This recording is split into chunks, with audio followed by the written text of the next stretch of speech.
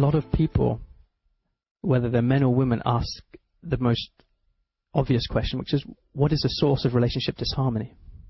Why is it so difficult to attract what it is that we really, really want? And why is it when we find that, why is it so difficult to maintain it and create an intimacy that is not only lasting but growing and expanding, rather than it creating distance and disharmony?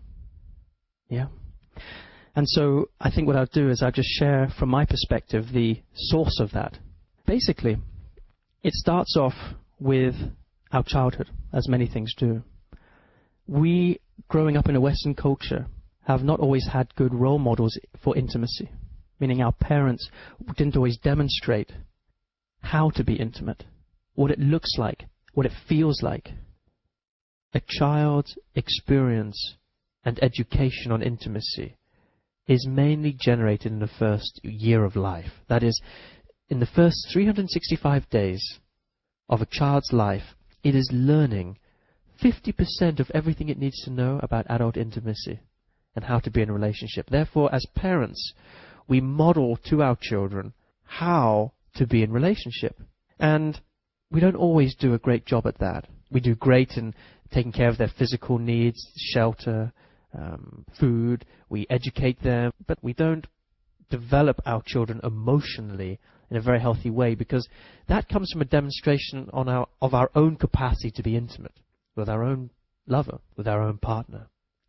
Now, there are two primary dynamics that can be displayed as a child grows up. The first dynamic is that a child grows up in an environment where there is a lot of emotional abuse by the parents. What I mean by that is the parents are fighting a lot. The two parents can never seem to get along. They're always arguing. The child witnesses the confrontation and the consistent attack and defense. And they will take on that, and the overwhelming energy that is displayed by those intense bust-ups or those intense, violent, verbal confrontations puts a child into shock, and they create strategies where they will create an idea that intimacy is dangerous.